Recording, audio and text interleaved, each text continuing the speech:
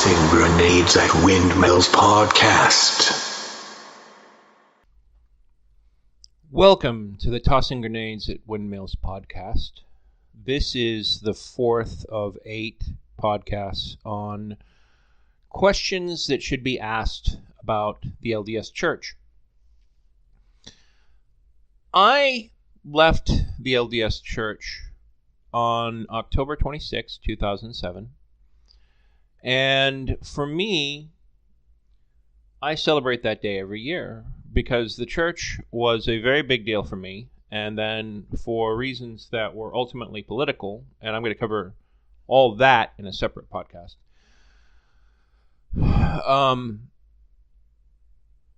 I ultimately left, both for personal and emotional and spiritual and fiscal and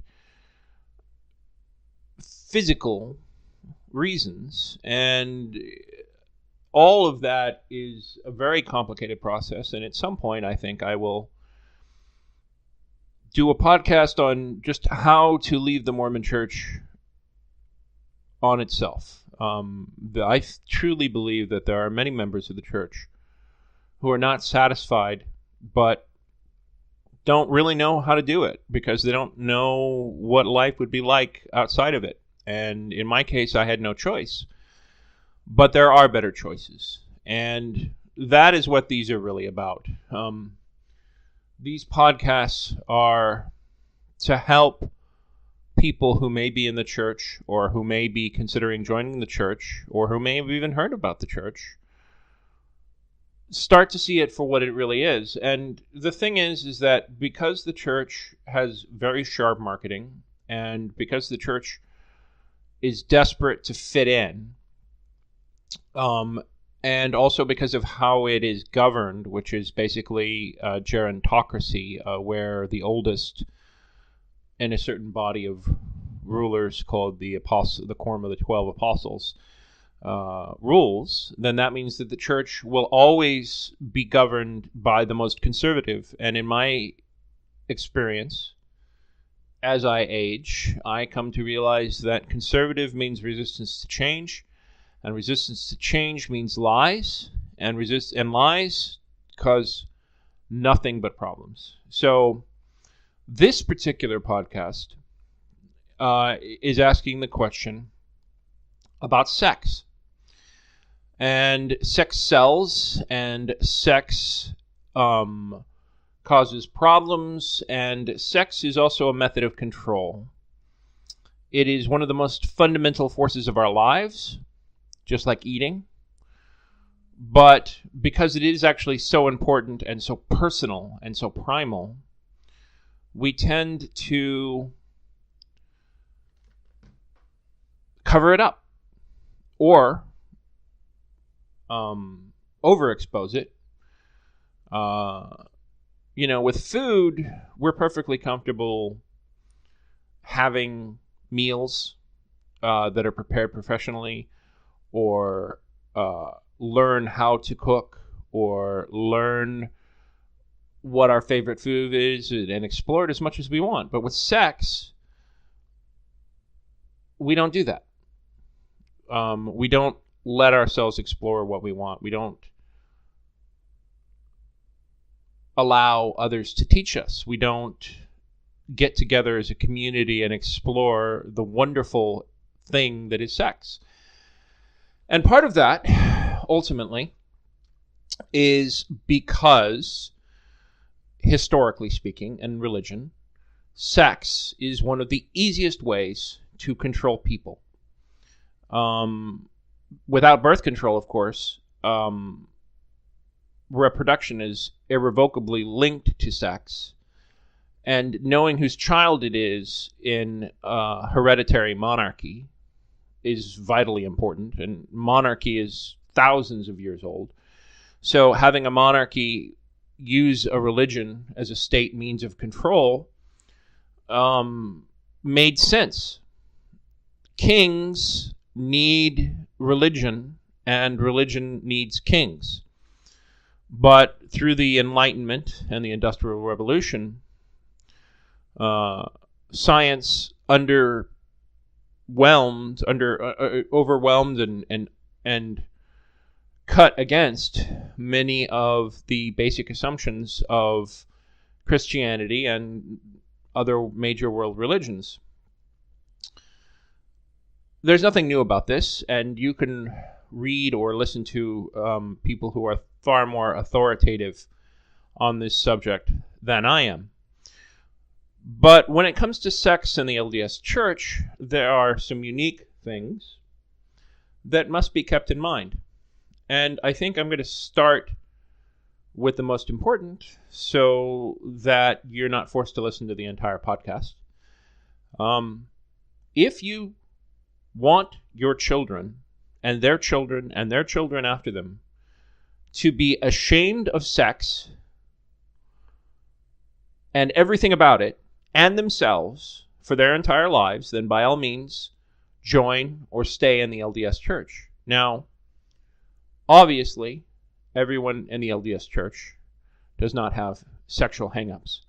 But just look at the statistics for Utah, both in terms of the use of pornography, the amount of divorce, the amount of suicides, the shame, and you start to get some indication that what on the outside seems to be a very nice and pleasant religion has a cost.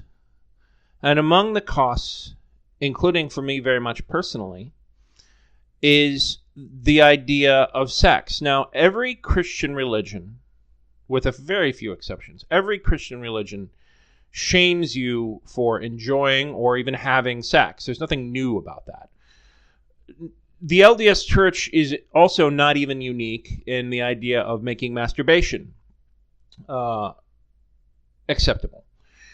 The thing is that the church even goes beyond that and attacks pornography. They attack every source of sex or sexual satisfaction that they don't control. And that is one and only thing. And that is right there in their proclamation of the family. Ask any Mormon, and they've heard of it, about their version of the family. And on top of that, as I spoke in the last podcast, they also wrap the idea of obedience and compliance and reward around the family. A mother, a father, and children are the pinnacle of the afterlife. And if you don't get with the program, you don't get to have those things in the afterlife.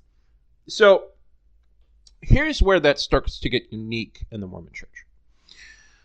First of all, there's the idea of plural marriage. And the idea that it's gone away is ludicrous. It's not practiced in the LDS Church. And many people make jokes about polygamy in Mormons. But the fact is that if you ask any Mormon, especially a Mormon male, they do believe, if they're being honest, that God has many wives. Moreover,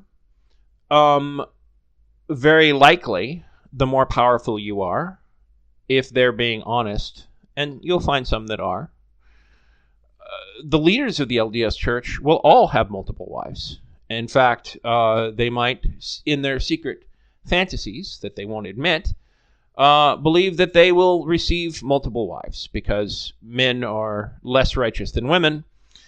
And on top of that, it's just something that most Mormons, especially Utah Mormons, in their core believe. The positive reason for this is because in the earliest days of the LDS Church, Joseph Smith, at a time when the church is already unpopular and already being driven from state to state at the point of a rifle, has a revelation out of nowhere.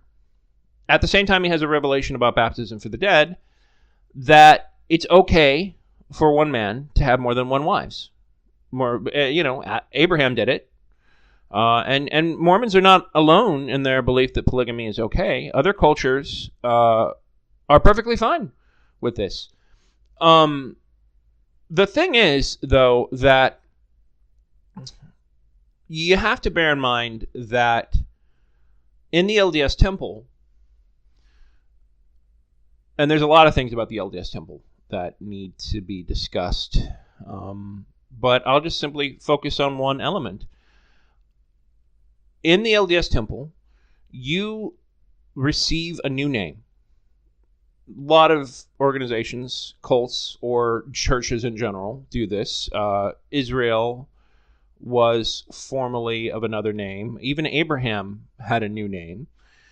There's nothing wrong with this in terms of symbology. But the thing is that to reach heaven, literally the inside of an LDS temple, which if you ever go on a tour of a temple, which occasionally they allow once they have an open house, when they do major refurbishing before they rededicate it and shut it down again. In the center of this temple, there's a Holy of Holies. And to get through the Holy of Holies, you pass through an actual literal veil. And there is a series of rites and questions that are asked. And it's as amusing as it would be to share those here. I don't need to. You can look it up anywhere on the internet easily and see it. One of those is the new name that you receive. Well, the thing is that the men receive this name. The women also receive a new name, but the men receive their wife's name, and the wives do not receive their husband's name. Names are power. Names in any form of magic or ritualism. I can't think of anything else that describes the disparity between men and women in the LDS Church than that most sacred place where men and women are supposed to be equal, but men have total, ultimate sacred power over their wives, literally their ability to go to heaven. And women do not have it over their husbands. Let me repeat that, because most members of the church would disagree with me, but why then would men know that name and women not know their husband's name if it is not implying the doctrinal equivalent of total and final judicial discretion over their wives? Remember that in the final judgment, which I've talked about before, there is a great accounting where you have not just God or Christ, but the dispensation leader like Joseph Smith, and then the apostles that come under him. In fact, in the LDS concept of priesthood or authority, there's something called keys, which are handed down from God to Abraham or Adam or Christ to Peter, etc., etc. These keys are literally the authority to operate the kingdom of God on earth. And they are passed down and divided out. A spiritual key is almost like a physical object in the sense that it is literally passed from one person to another.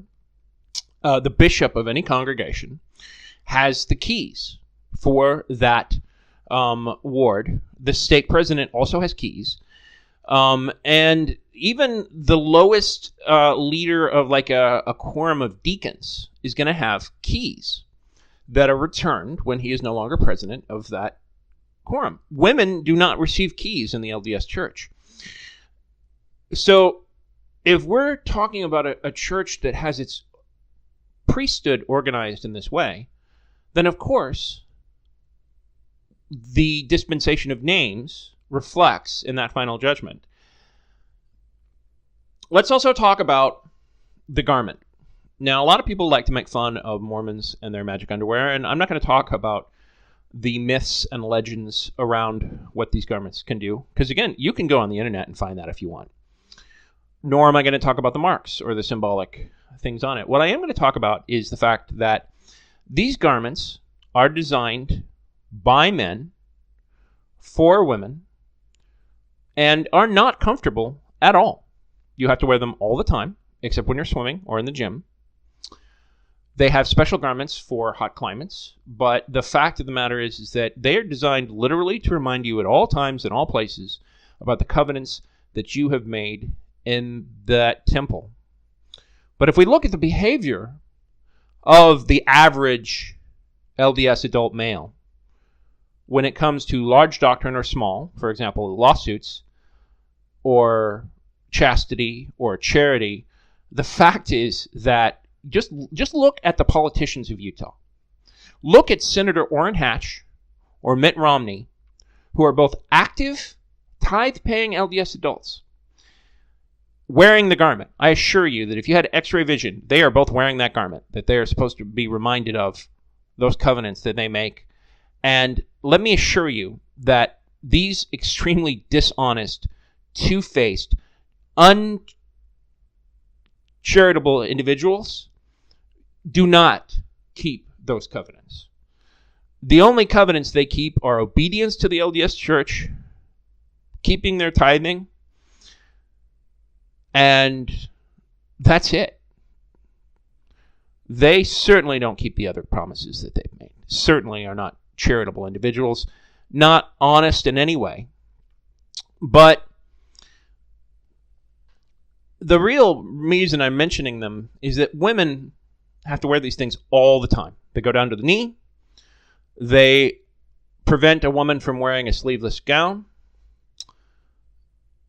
They are about control. Control of sex, control of what you wear, control of what you think.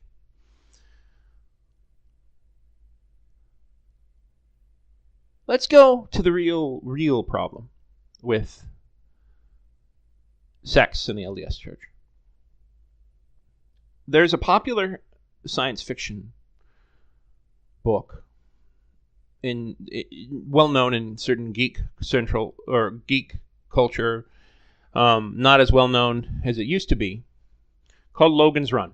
And in Logan's Run, the youth have grown so sick of the lies of the elder generation that they have literally made it illegal to be old. And they basically kill anybody over 30, and you wear a thing on your wrist, and you can eat, drink, and be merry and do whatever you want, but when you turn 30, you are killed. In fact, they have a special police force that does nothing but hunt these people down. Logan is one of them, and then, well, lo and behold, Logan eventually turns 30 and he decides that he wants to run. Irrelevant, mostly, to this story. The one area where it is relevant is I want you to think about, if you're not Mormon, what it's like to be single in a church where you, to go to heaven, have to marry somebody of your faith. And you've got a very narrow dating pool, especially if you're not in Utah. It's not necessarily always... Dating is hard enough, right? Finding the person you love is hard enough without restricting your pool of potential mates to a few hundred individuals. Let me tell you, my experience dating from the age of 21 to the age of 37 was sheer hell. But I got better and better at it over time, and I didn't really start to enjoy it until I basically stopped trying to live up to the expectations of the LDS Church when I turned 30. Now, I did not leave the LDS Church until a few years later. But to help people date in the LDS Church, they have these things called singles wards, where men and women from the age of 18 through 30, as long as you don't have kids, because God forbid that be involved, you are able to go to these special wards and have an adult male as the bishop.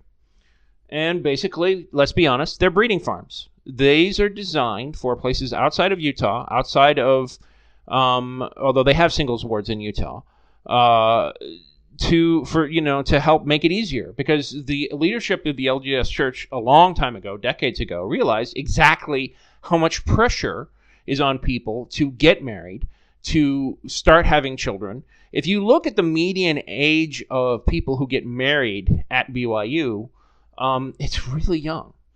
The truth of the matter is that in my personal experience, having grown up in the church and having dealt with a lot of members of the church, I can honestly tell you that in my opinion, only a third of the active members of the church actively follow the guiding principles of their religion, not the obey the prophet kind. I'm talking about the actual Christian part, because it's very hard.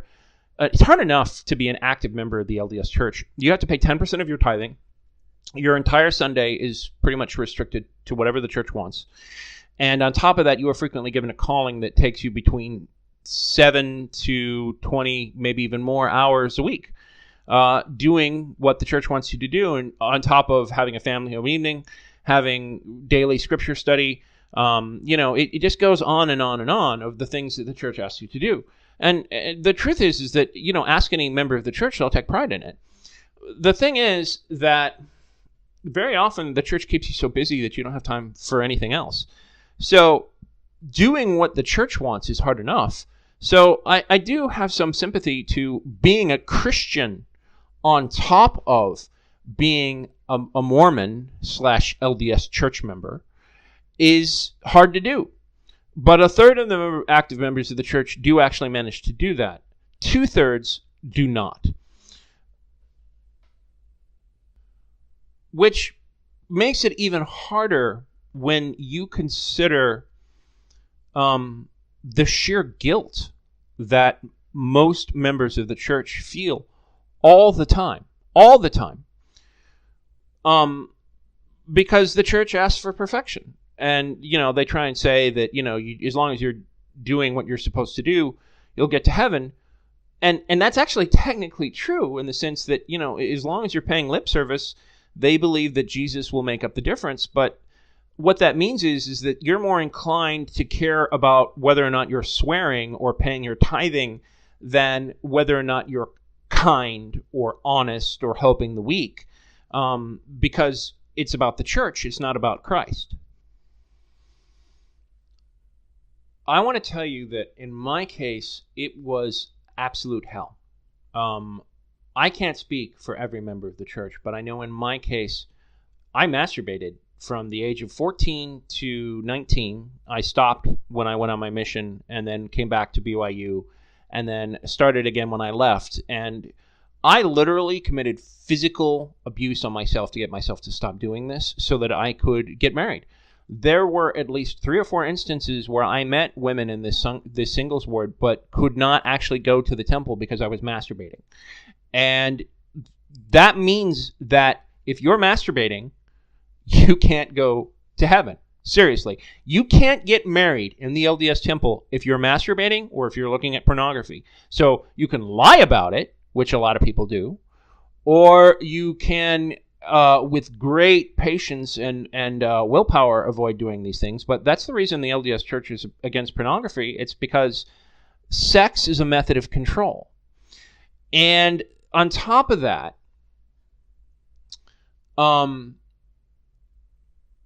sex, like anything else, takes practice. So the fact is, and this you can also look up on the internet, most Mormons are really bad at sex because they have never had sex with anybody else. Now, they might take pride in that, but the fact is that when they actually get into a marriage and have never had sex before their wedding night, that leads to some awkward stuff, especially when you have to remember that in a lot of these situations, the men are expected to be obeyed. Now, we've moved on to the 21st century, and men are, expected to behave more than, somebody from an extra out of the cast of Mad Men. But the fact of the matter is, inside of the home, inside of the dynamics of most Mormon marriages, for the 2/3 that aren't actually Christian, there are problems. There are problems of men being abusive. To be honest, they're either, if they're not physically abusive, they're certainly emotionally abusive. So sex in the LDS Church, more than most Christian churches, is definitely used as a weapon. Because in your average Christian church, if you don't obey your husband, then you have every reason to still believe that you can get to heaven. The subtext of the LDS religion is much to the contrary. And a lot of Mormons will actively deny this, but look at the anecdotal history. Just Google LDS marriage problems, and you'll start to see all kinds of things from ex-Mormons or even some active Mormons in forums talking about how much of a problem this is. And then I think I'm going to end. I did this last because it's most obvious, but I do think it's worth including. The LDS Church also, with their Declaration of the Family, has a problem with LGBT or lesbian, gay, transsexual, or bisexual individuals. Do you expect me to believe that the Church of Jesus Christ of Latter-day Saints doesn't have any doctrine beyond a declaration to the world saying this is the way families are meant to be, to accommodate to the incessant, never-ending biological urge to reproduce that is instilled in almost every human being, but is wired a little bit differently in certain people, that they are born that way? And for a long time, the church basically just ignored this.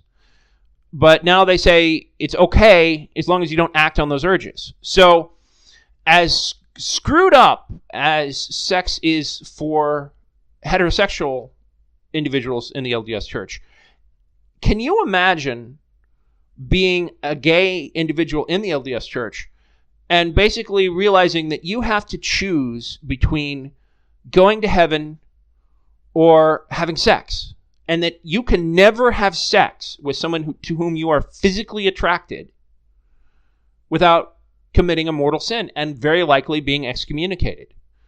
Because if you have gay sex in the LDS Church, you will be excommunicated. Make no mistake about it.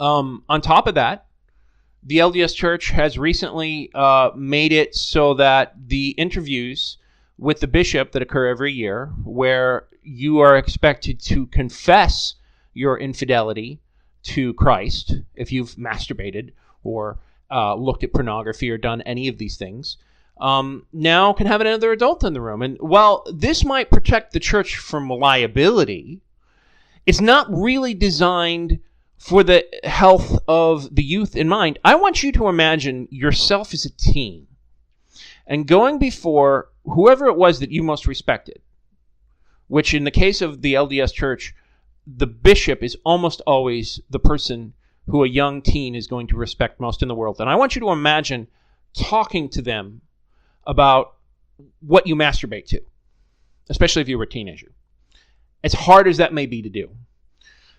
Now, however hard that is to do, I want you to imagine having a parent there.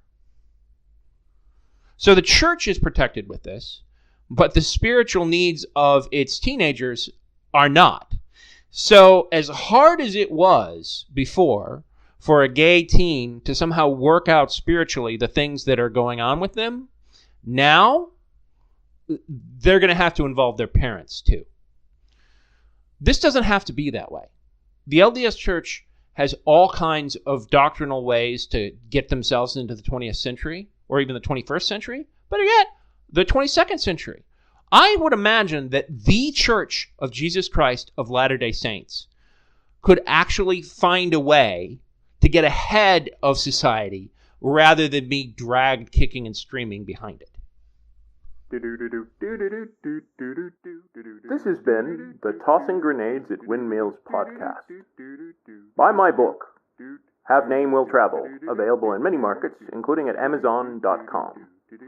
Copyright 2018, Red Anvil Amalgamated, LLC. To fight the forces of evil!